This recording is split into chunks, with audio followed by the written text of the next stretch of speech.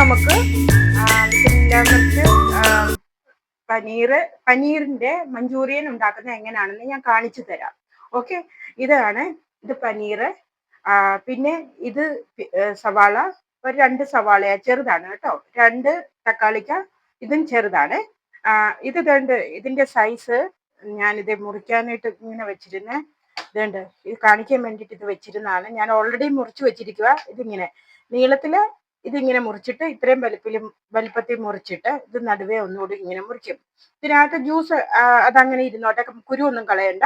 അതുപോലെ സവോള നമ്മൾ ഒരു അരമുറി സവോള ഞാൻ ഇത് വെച്ചിട്ടൊന്ന് കാണിക്കാൻ വേണ്ടിയിട്ടാണ് 3ആയിട്ട് ഇങ്ങനെ മുറിച്ചിട്ട് നടുവേ ഇങ്ങനെ ഒരു കട്ട് കൊടുക്കും. അപ്പം ഇതിന്റെ സൈസ് ഇതാണ് കേട്ടോ, ഈ സൈസില്. പിന്നെ ഒരു ക്യാപ്സിക്കം ആണ്. ഈ ക്യാപ്സിക്കം ഈ സൈസാണ് ഞാൻ മുറിച്ചിരിക്കുന്നത്.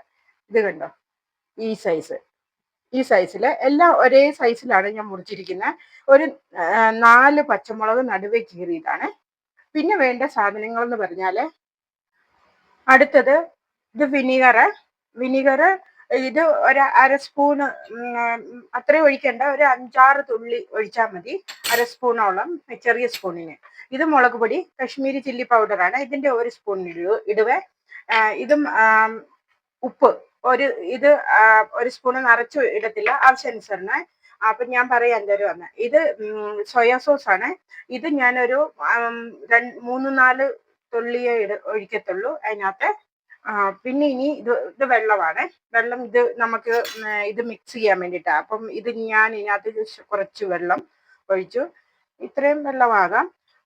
ഇതിപ്പോ ഞാൻ ഒത്തിരി ചാറില്ലാതെ ഉണ്ടാക്കാനാണ്. ഇത് 2 തരം ഉണ്ടാക്കാവേ, ഒന്ന് ചാറായിട്ട് ഉണ്ടാക്കാം, ഒന്ന് ചാറില്ലാതെ ഉണ്ടാക്കാം. അപ്പൊ പിന്നെ ഇതാണ് ഈ മാഗി മസാലയാണ്. നമ്മള് യെല്ലോ കളറിലെ മാഗി പാക്കറ്റ് മേടിക്കത്തില്ലേ, അതിന്റെയാണ്. അതിന് നല്ല മണമാണ്. അപ്പൊ അതിന്റെ കവർ ഞാൻ കാണിച്ചു തരാം. അപ്പൊ ഇതാണ് ഈ മാഗി മസാലയുടെ ആണ് കേട്ടോ ഞാൻ എടുത്തു വെച്ചിരിക്കുന്നത്. ഇത് 5 രൂപ പാക്കറ്റ് ആണ്. പിന്നെ പനീർ മുറിക്കുന്നതും ഇങ്ങനെയാണ്. പനീർ ഒത്തിരി ഇടാൻ ഞാൻ ആഗ്രഹിക്കാത്തതുകൊണ്ടാണ്. പക്ഷെ നമ്മൾ ഇച്ചിരി കൂടെ വലിപ്പത്തിലൊക്കെ വേണമെങ്കിൽ ഇടാമേ. ഞാൻ ഇത് നടുവേ ഇങ്ങനെ 3ആയിട്ട് ഇവിടെ മുറിച്ചു. ഇത് 3ആയിട്ട് മുറിച്ചിട്ട് നടുവേ മുറിച്ചു. ഇത് കണ്ടോ ഇങ്ങനെ. അപ്പൊ ഈ സൈസ് വന്ന് ഇതിനെ ഇനി നമ്മൾ 3 പീസാക്കാം. ഇത് ഇങ്ങനെ.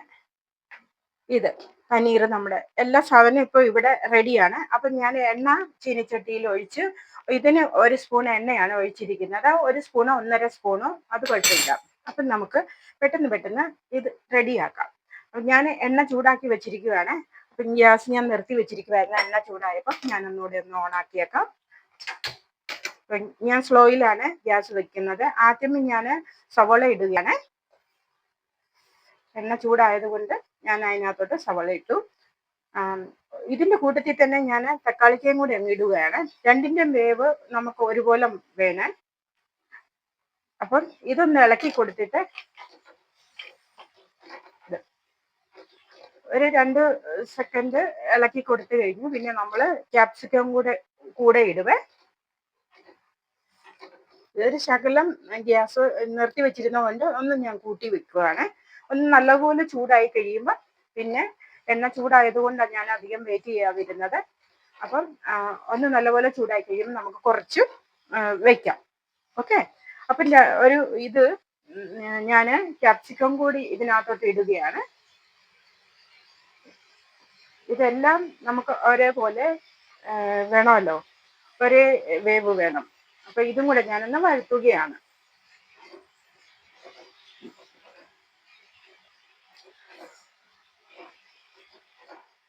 ഒരു 2 സെക്കൻഡ് വഴറ്റി കഴിഞ്ഞ്, ഇത് നമുക്ക് ഈസി ആയിട്ട് പെട്ടെന്ന് ഉണ്ടാക്കാൻ പറ്റുന്ന കറിയാണ്. പിന്നെ എനിക്കറിയില്ല പനീർ നമ്മുടെ നാട്ടിലൊക്കെ എല്ലാവരും ഇഷ്ടമാണോ കഴിക്കുമോ എന്നൊന്നും അറിയില്ല. ഇഷ്ടമാണെങ്കിൽ ഒരു നോർത്ത് ഇന്ത്യൻ ഡിഷാണ്. ഇത് ഉണ്ടാക്കിയാൽ നമുക്ക് ചപ്പാത്തിയുടെ കൂടെയും ചോറിൻ്റെ കൂടെയും കഴിക്കാം. ഞാൻ ചോറിൻ്റെ കൂടെ കഴിക്കും. അപ്പൊ നമുക്ക് ഇത് പെട്ടെന്ന്. അപ്പൊ ഇതിന്റെ കൂടെ ഞാൻ 3 ഇട്ടത് നമ്മളുടെ ഇത് വഴന്ന് വന്നിട്ടുണ്ട്. അപ്പൊ ഞാൻ ഗ്യാസ് സ്ലോയിലാണ് ചെയ്തിരിക്കുന്നത്. അപ്പൊ ഇതിനകത്തോട്ട് ഞാൻ പനീറും കൂടെ ചേർക്കുകയാണ്. പനീറും പച്ചമുളകും കൂടി ഇടുകയാണ് കേട്ടോ. അപ്പം അധികം വേവിക്കുന്നില്ലല്ലോ, അപ്പൊ പച്ചമുളകും കൂടെ ഇതിൻ്റെ കൂടെ ഇട്ടു. ഇതിന്റെ ഒപ്പം ഞാൻ ഉപ്പും കൂടി ഇടുകയാണ്. ഉപ്പ് ആവശ്യാനുസരണം അല്ലേ. അപ്പം ഇത് ഞാൻ ഉപ്പ് നിറച്ച് 1 സ്പൂൺ ഇല്ല, അതിൽ ഇച്ചിരി കൂടെ കുറച്ചായിട്ടിരിക്കുന്ന. അപ്പം വേണമെങ്കിൽ നമുക്ക് ഇടാം, പക്ഷേ എനിക്ക് തോന്നുന്നു ഇത്രയും മതി. കൂടുതലുമല്ല കുറവുമല്ല, അങ്ങനെയാണ്. അപ്പം ഇതും കൂടെ ഇട്ട് ഞാൻ വഴറ്റി. ഇനി നമുക്ക് മുളക് പൊടി. മുളക് പൊടിക്ക് ഒരു എരിവുള്ളതാണ്, എന്നാൽ ഒത്തിരി എരിവില്ലാത്തതാണ്. പക്ഷേ എന്നാലും ഇത്രയും കൊണ്ട് ആകും. ഇതിന് ഈ ചില കമ്പനിയുടെ ഇത് കശ്മീരി മിർച്ച് പൗഡർ ഉണ്ടല്ലോ, മായം ചേർത്തതാണ്. അപ്പോൾ ഉണ്ടല്ലോ അതിന് ഇച്ചിരി എരിവുള്ളത്. അപ്പം ഞാൻ ഇപ്രാവശ്യം മേടിച്ചതിന് ഇച്ചിരി എരിവ് കൂടുതലാണ്, അതുകൊണ്ട് ഇത് കൂടുതൽ ഇടാൻ പേടിയാണ്. അപ്പം ഞാൻ ഇതും കൂടെ ഇട്ടു വഴറ്റി. കണ്ടോ? അപ്പം ഇത് നമുക്ക് വേഗരുത്, കുറച്ച് പകുതി പകുതി പച്ചക്കിരിക്കണം. ക്യാപ്സിക്കം പച്ചക്ക് കഴിക്കുന്നത് നല്ലതാണല്ലോ. അപ്പം ഞാൻ ഇത്രയും സാധനം ഇട്ടു. ഇനി ചേർക്കാനുള്ളത് കാണിച്ചു തരാം. ഇനി ഞാൻ മാഗി മസാല പൗഡർ ഇടുകയാണ്. ഇത് ഓപ്ഷനിലാണ്, വേണമെങ്കിൽ ഇട്ടാൽ മതി, ഇല്ലെങ്കിലും കുഴപ്പമില്ല. പക്ഷെ ഇത് ഇടുന്നതുകൊണ്ട് ഒരു പ്രത്യേക ടേസ്റ്റ് വരും. അതുകൊണ്ടാണ് ഞാൻ ഇതിടുന്നത്. ആകുമ്പം പിള്ളേർ ചപ്പാത്തി കഴിച്ചോളൂല്ലോ നല്ലപോലെ. പിള്ളേർക്ക് മാഗിയൊക്കെ അല്ലേ ഒത്തിരി ഇഷ്ടം.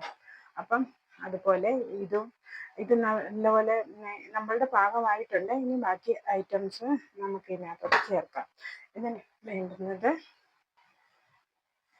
ഇതിനകത്ത് ഞാനൊരു 4 ഡ്രോപ്പ് സോയാ സോസ് ഒഴിച്ചു.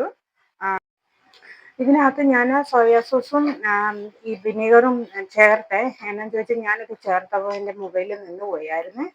ഈ ചൂടത്ത് ഗ്യാസിൻ്റെ അടുത്ത് വെച്ചാലേ അത് നിന്ന് പോകും. കോൺഫ്ലവർ എടുത്ത് ഒന്നര സ്പൂണാണ് കോൺഫ്ലവർ ഞാൻ എടുത്തിരുന്നത്. അതിൻ്റെ അകത്ത് അതിലും കുറച്ചുകൂടെ കൂട്ടി വെള്ളം ഒഴിച്ച് മിക്സ് ആക്കിയാണ് വെച്ചിരുന്നത്, ഞാൻ കാണിച്ചായിരുന്നല്ലോ.